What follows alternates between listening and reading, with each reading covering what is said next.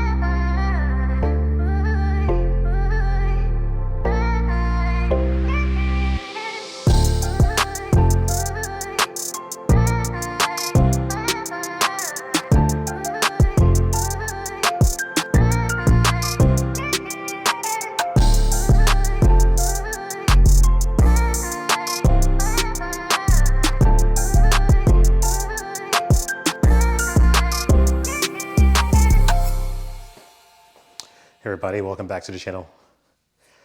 Well, this is a video that I knew was coming up, and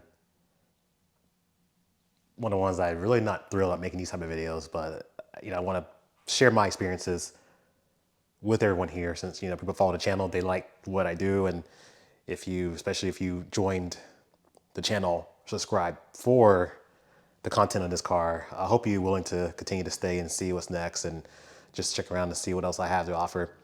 But understand if you want to say goodbye, that's totally understandable. But yeah, Type R is leaving and the new owner is coming. He's actually on his way, probably gonna be here. I probably have to meet him here in a couple hours. So I'm gonna do last minute things. I'm just gonna wipe it down one more time, make the car presentable. I mean, it looks clean as it is. Let's take you around and show you what it looks like now. So here's the last little bit of Type R.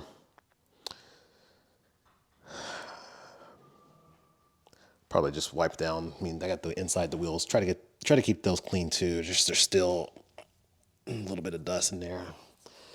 Not as clean as it is in Lexi's car, but that car is professionally detailed.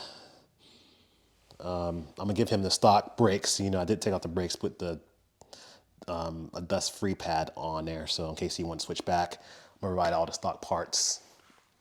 And I think that's pretty much it. I got the OEM floor mats in the car. Priced for a quick sale. And maybe my price was a tad too low, but I was getting a lot of offers. Let me get this out. It's my battery charger. But I was getting so much offers on the car.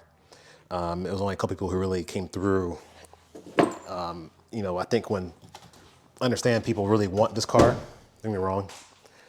And trust me, I wish I was in a position to help everyone out. Double check, everything is in here. Oh, me, my sons. here. But yeah, everything's clean. But like I said, I understand that people want the car, and I want to help everybody out, especially when people say that they recognize the car from the channel. But I knew what I had in the car, and I was trying to get out what I could, and obviously price it I thought was fair for the market, especially with the window tint done. And I didn't go with some cheap window tint. This is Expel XR Plus, so it's really high end. One of the high grade window films you can buy, and then the PPF. So at least the front half doesn't have any rock chips on the car. So I feel like those things alone should help. And even on the car, I have the, how like I need to get it done on this car.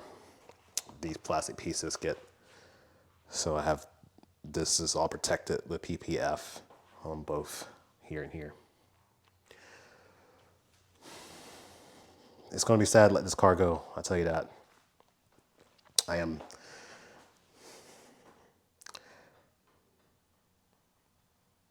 was really thinking that you let it run for a week and then go from there. But I think it's time to move on, and I'm gonna wipe the car down. As I do that, I'll kind of talk a little bit more about why I'm chose to do what I'm doing right now. So here we are doing this. If you're just watching the channel, if you're probably seeing this video, this is happening on Super Bowl Sunday on the 12th of February. But yeah, I'm gonna do this waterless car wash. Sorry, rinseless. Obviously it's water, but rinseless car wash. So I'm gonna put this in my bucket. The cool thing about this is I don't have to rinse the car when I'm done. So things like this, like I said, I could wash it outside, but I'm just gonna do it here inside so I can at least talk and worry about, the noise from outside with the neighbors and their mowers and things like that. So, and I also don't worry about it drying too fast either. So I can pretty much wipe this whole car down and it'll be good to go.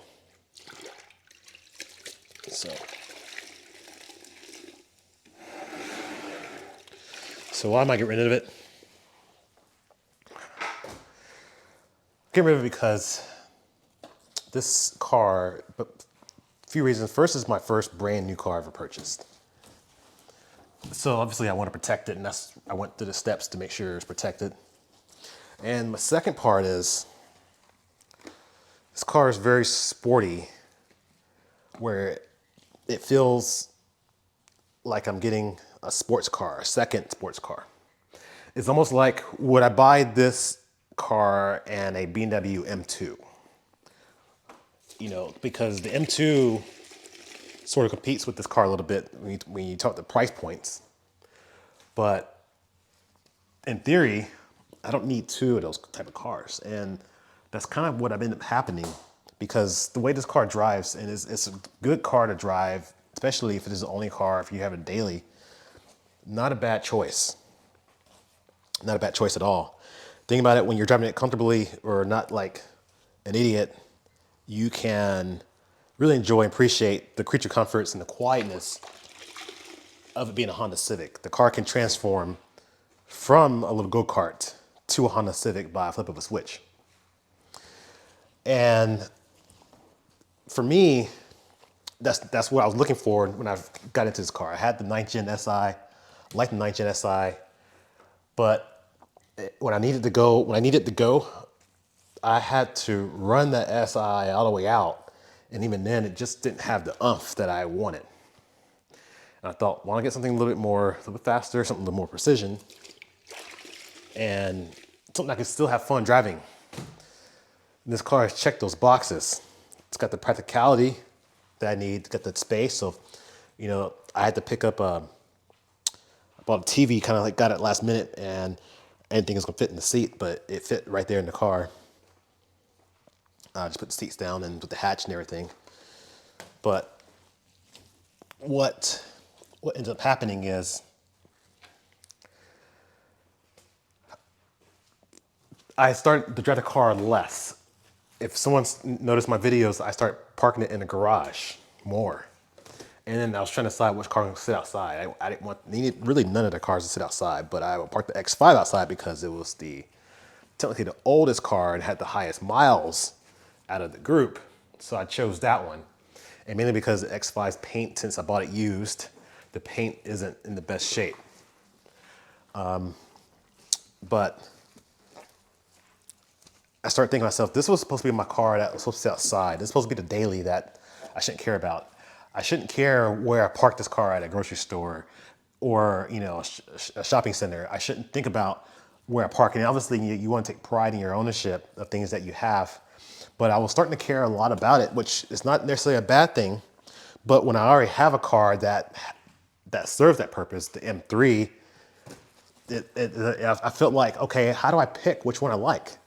Because they both do really excellent handling. They both have, you know, everything that they both, I mean, they want. The M3 obviously has the straight line power, has the legs. The Type R I feel like is a little easier to drive because it's a front wheel drive. But the thing with Type R is you got to have trust in it. Because if you're timid, this car can, and it will, bite you. And that's more because this is not like your typical front wheel drive car where it's going to understeer. The car has so much grip, and you can transform that to the oversteer by just lifting off the throttle or even just going into a turn too fast.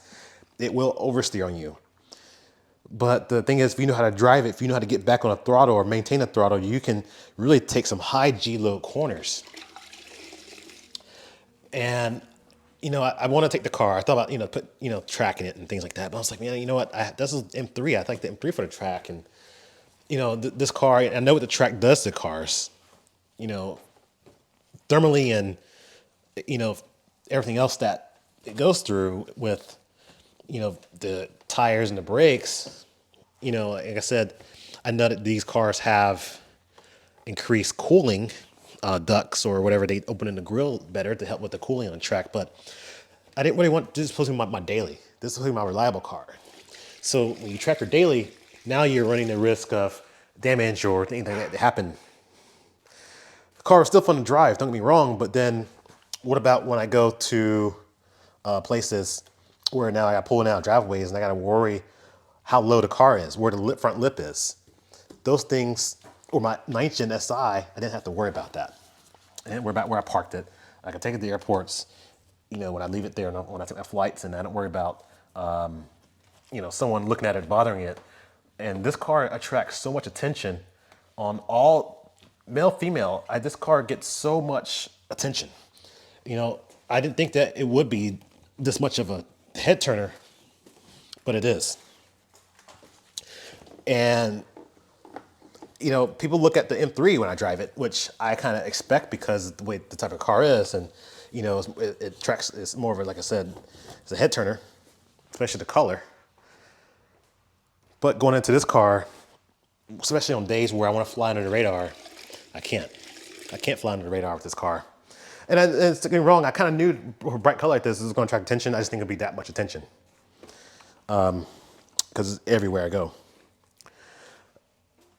The next thing is, for daily, the gas mileage isn't as great as I had hoped. Now, I knew going into there 28 mile per gallon, which I'm like, all right, 28 mile per gallon on the highway isn't too bad.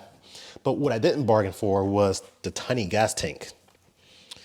The gas tank's so small that it's really like they design, but the way manufacturers work is they look at a car and they say, okay, we want to make sure we provide a car with, they can travel on, let's just say, I'm just throwing this out there, 300 miles on taking fuel. How many gallons do we need to make the car travel on that much fuel? That's why trucks and SUVs always carry like 20-gallon fuel tanks, 25 gallons. And they take so much money to cost to fill up. But on the flip side, they just, they still travel on the same amount as like a car that gets 40 miles per gallon that maybe even drank half the fuel. So this car, they didn't change it from, the fuel tank's the same size from the normal Civic, you know, hatch Sport that's probably getting 40 miles per gallon. They didn't change that fuel tank size. So basically, I'm at the gas station every other day, and it's become annoying because it's like, man, I get off work, I'm like, oh, I gotta stop at the gas station, I gotta put something in there. And like I said, it lasts, I get about 28 miles per gallon, but it just takes, I'm tired of stopping all the time. And when gas prices are high, it's still, it's not cheap to fill up either, even the premium. I know they put regular in here, but I don't want to put regular in. I mean, really, it's only talking about a few dollars, but it's just when you want 75, 80 bucks to fill up, it gets a little ridiculous. And I'm sure that's gotta be hurting everybody, for that. Now, when we talk about the mile per gallon, the M3, also gets 28 mile per gallon. So there we go. The M3 can get the same amount of MPGs. And the thing about the M3 compared to this car is the M3 is slightly, I feel like on the fun to drive factor is a little bit higher. They're different though, because the M3 is not a manual. This car is manual. So I kind of, you gain cool, engagement points on this. But on the M3 just has that executive luxury feel to it. And this just feels like hot hatch, just rocket, like everywhere you go, it just says, please race me. No matter what you are. And, people see the videos where somebody might challenge me, I might go for it. Like I said, I'll do a pull here and there, but what I don't show is the footage where I get challenged and I just don't engage. There's sometimes, I got my kids in the car, or sometimes that there's just too much traffic and I don't think it's appropriate to engage in a competition, where there's crosswalks and people are walking on the sidewalks right next to, I feel like that's not okay. But like I said, if traffic permits and we can do a quick pull here and there, I'm all down for it, and I'm not doing anything. That's another thing. Sometimes I'm going somewhere and it's knowing that I can't blend in when I want. The second part is these wheels and tires. I like these wheels. I like the 20-inch wheels and tires. I think they look great. But I still got to be mindful how I cross over potholes. I still got to be mindful how those things look on, like when I drive the car. And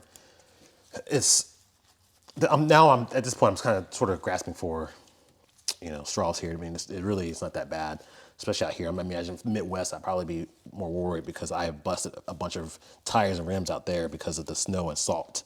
And I don't have to deal with that here in California. But there are a couple little joints I hear here, and I'm like, ooh, that's bad. Luckily, I didn't, damage anything, and just makes you a little nervous.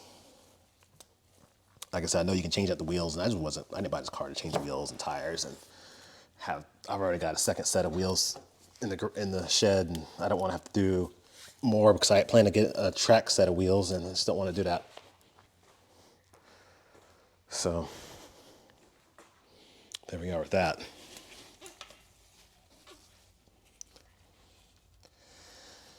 But yeah, and I think the major thing is that this car is a manual. And for daily, it's fun. But what's not fun is sitting in traffic. And traffic in the Bay Area, I feel like it's gotten so bad in the last year or so. I don't know what it is. I think things open up, but I know it just seems things have been worse. And I'm just in traffic and stop and go. And luckily, what made me keep it so long is that Honda has a really nice, easy clutch to drive. So the stop and go, isn't too bad. But over time, my leg gets tired. I'm like, all right. And, it's just like, oh boy, how much more can I do? Where's my spray?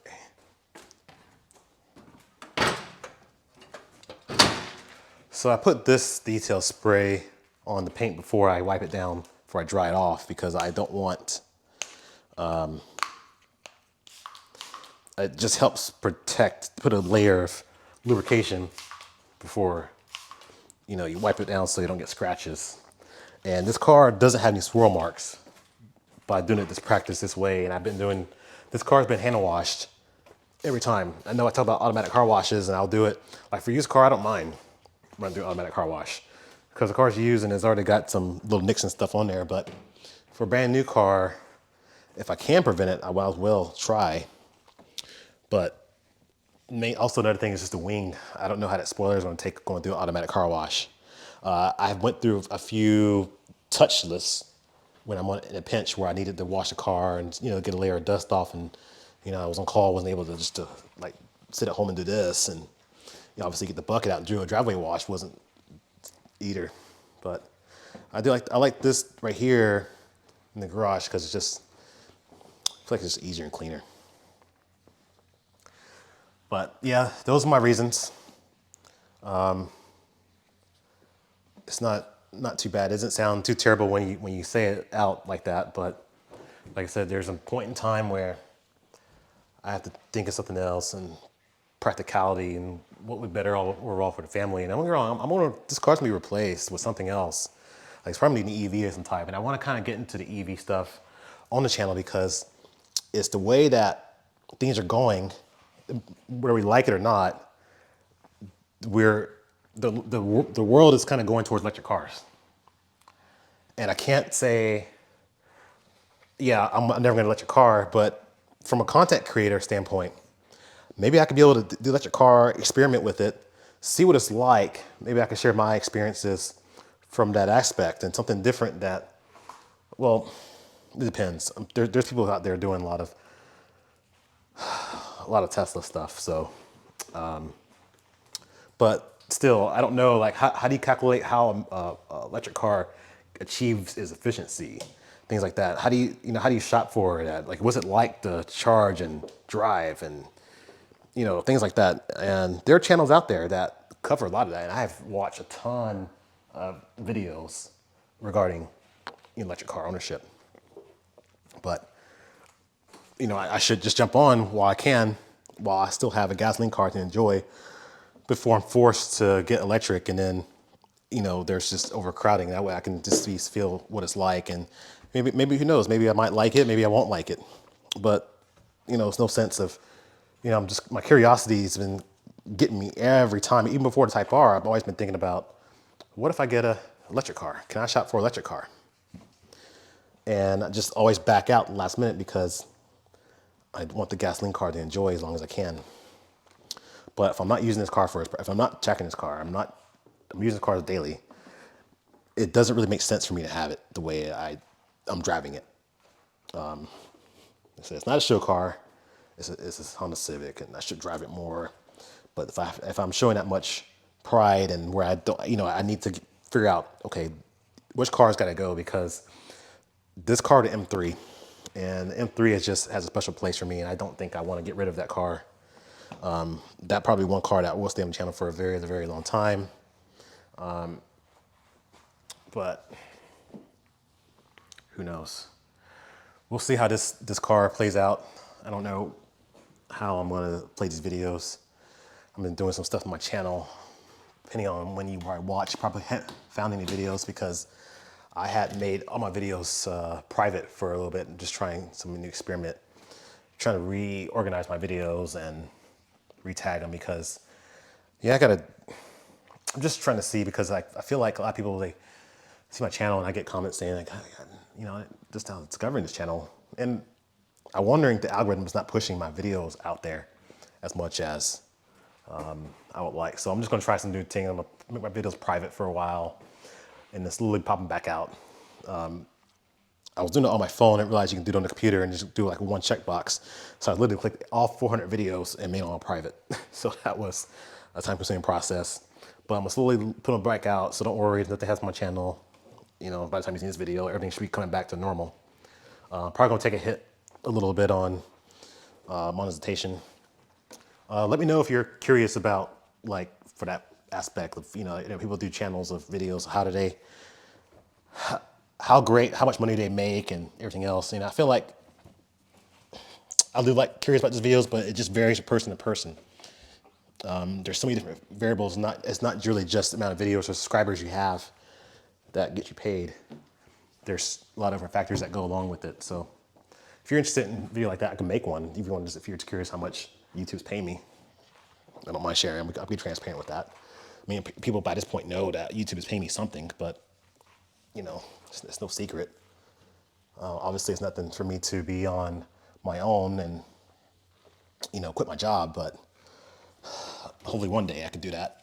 I would love to be able to just make videos all day, and I have so many ideas in my head, so many things I want to do all the time. I just want to be like, I want to do this, I want to do this, and I just don't have the time to do it because of my full-time obligations with, you know, work, my real job, or my other job, I should say. This feels like a job sometimes, depending on how you look at it. But yeah, let me get this all wiped down and it's all shiny. Show you what it looks like now. Because I'm gonna show you how there's like no swirl marks on the paint. Wipe this windshield off here a bit.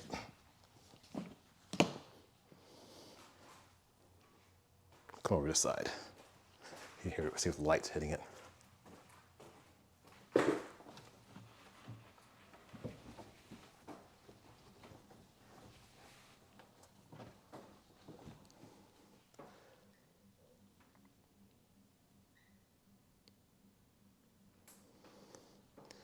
But yeah, look at that. It's not a single swirl in here. Let's check the hood.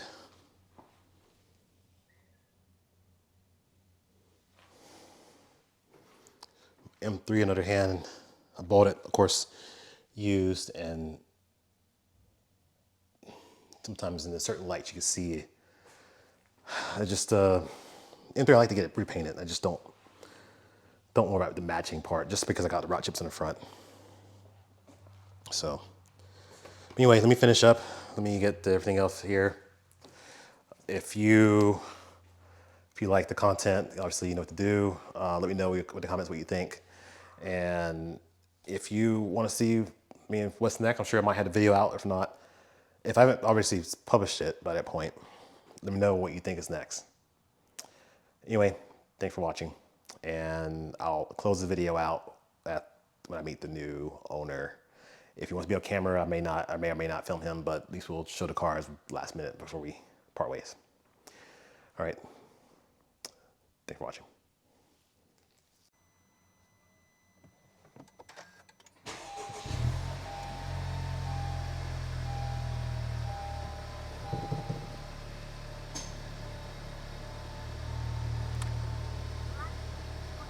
Guess I'll unpair my phone here.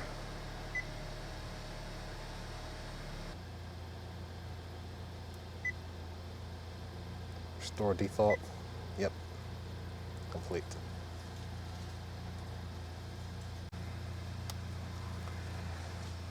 That's it. Hand it off to the new owner. Gonna meet him right now.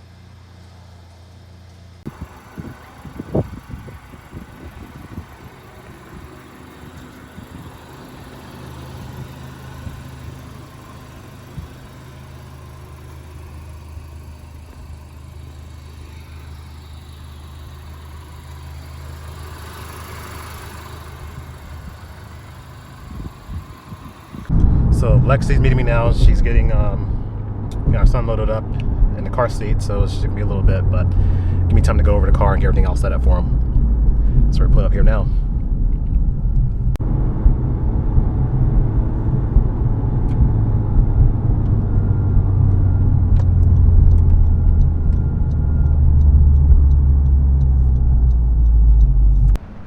All right, so everybody, this is Peter. He'll be taking delivery of the Type R. So, Excited. Yeah. So we're gonna do a quick walk around and hand off. So you're welcome to take a look, and got both keys in there.